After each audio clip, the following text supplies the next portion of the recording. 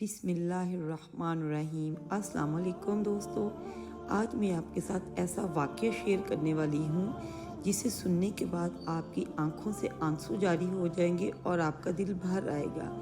ایک مرتبہ اللہ کے پیغمبر حضرت محمد صلی اللہ علیہ وآلہ وسلم مسجد نبوی میں تشریف فرما تھے، اور جیسا کہ حضرت بی بی فاطمہ رضی اللہ تعالیٰ عنہ کا گھر مسجد نبوی کے ساتھ میں تھا، حضرت بی بی فاطمہ کے گھر سے ننھے حضرت حسن اور حسین کے رونے کی آوازیں مسجد نبوی کے اندر تک آ رہی تھی۔ آپ صلی اللہ علیہ وآلہ وسلم نے جیسے ہی حسن اور حسین کے رونے کی آواز سنی تو آپ کی آنکھیں نم ہو گئی، آپ بے چین ہو گئے اور حضرت بی بی فاطمہ کے گھر کی طرف چل دیے۔ حضرت بی بی فاطمہ رضی اللہ تعالیٰ عنہ اپنے گھر میں بیٹھی ہوئی تھی۔ آپ نے دروازے پر کھڑے ہو کر فرمایا، اے پیاری بیٹی، میں آپ کے گھر کے اندر آنا چاہتا ہوں۔ تو اندر سے آواز آئی۔ اس کے بعد پیغمبر حضرت محمد صلی اللہ علیہ وآلہ وسلم نے اپنی چادر مبارک گھر کے اندر پھینک دی اور پھر آپ اندر تشریف لے گئے اور پوچھنے لگے کہ بیٹی کیا بات ہے؟ حضرت بی بی فاطمہ نے کہا، بابا حضور، گھر میں اتنا بڑا کپڑا نہیں کہ میں اپنا پورا بدن ڈھک سکوں، اس لیے میں نے اپنے بدن کو آپ کی چادر سے ڈھانپ لیا ہے۔ اس کے بعد حضرت محمد صلی اللہ علیہ وآلہ وسلم نے اپنی پیاری بیٹی حضرت فاطمہ کے چہرے کی طرف دیکھا تو آپ بے چین ہو گئے، کیونکہ حضرت بی بی فاطمہ رضی اللہ تعالیٰ عنہ بیماری کی حالت میں لگ رہی تھی۔ ان کا چہرہ زرد ہو چکا تھا اور آنکھوں کے نیچے کھڈے صاف ظاہر ہو رہے تھے۔ اس کے بعد حضرت بی بی فاطمہ رضی اللہ تعالیٰ عنہ نے فرمایا، اے میرے بابا حضور، آج آپ اپنی بیٹی کو معاف کر دینا، کیونکہ آج آپ کی بیٹی آپ کے استقبال کے لیے دروازے تک نہیں آ سکی۔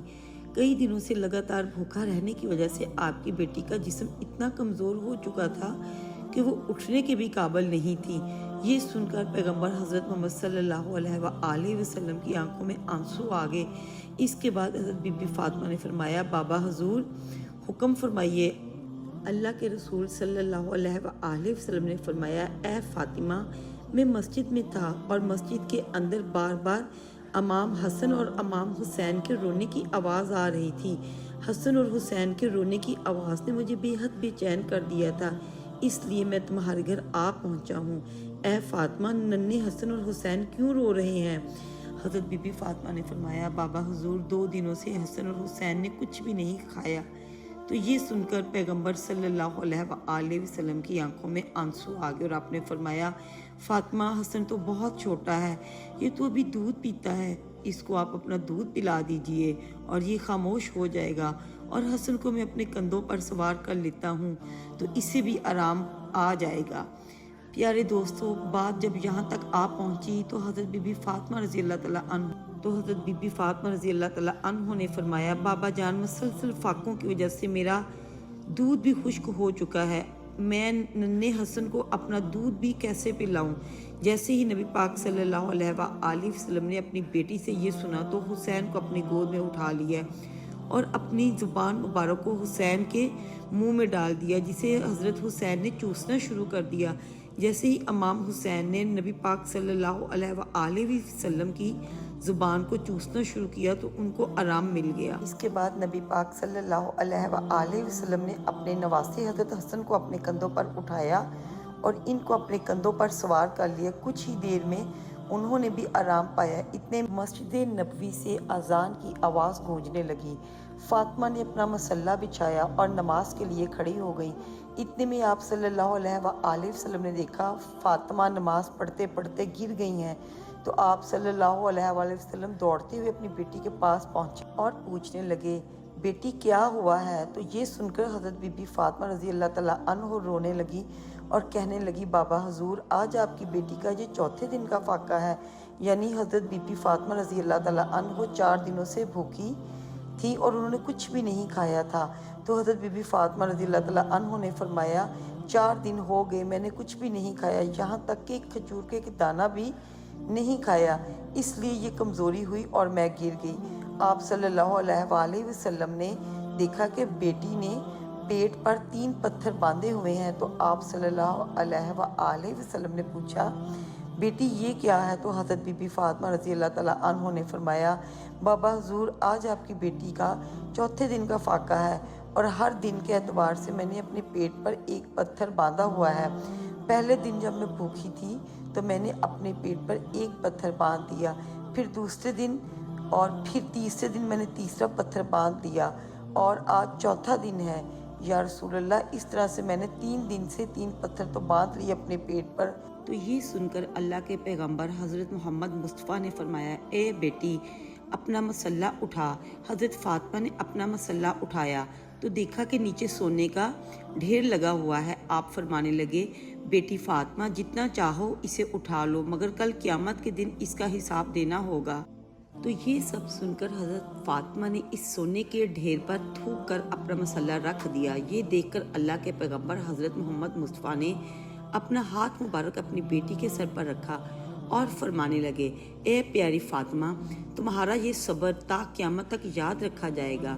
تمہارا شوہر علی اسلام کی تبلیغ کے لیے اللہ پاک کی کتاب قرآن شریف کو مختلف علاقوں میں پہنچانے کے لیے ادھر سے ادھر گھوم رہا ہے۔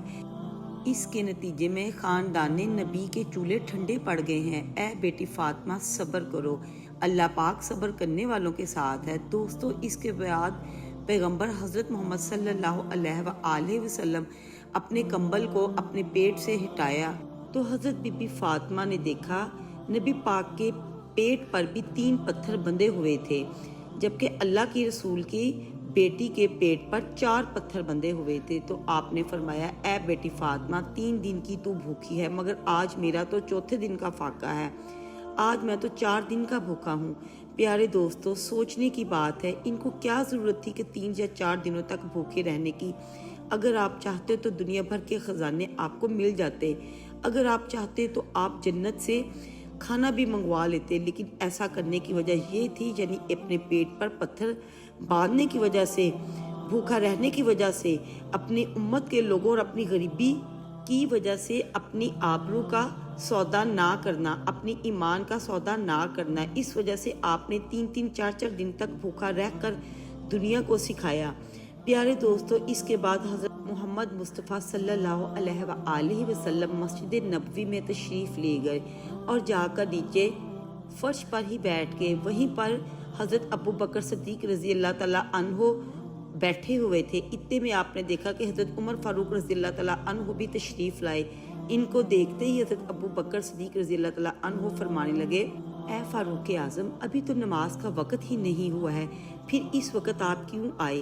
تو حضرت فاروق اعظم نے فرمایا، ابو بکر آج تیسرے دن کا فاقہ ہے، 3 دن کی بھوک نے نڈھال کر دیا ہے، اسی لیے گھر سے باہر نکل آیا ہوں۔ تو یہ سن کر حضرت ابو بکر صدیق رضی اللہ تعالیٰ عنہ فرماتے ہیں، اے فاروق اعظم، آج ہمارے پیارے نبی حضرت محمد صلی اللہ علیہ وآلہ وسلم کا بھی 5ویں دن کا فاقہ ہے۔ اس کے بعد تینوں حضرت ایوب انصاری رضی اللہ تعالیٰ عنہ کے گھر تشریف لے گئے۔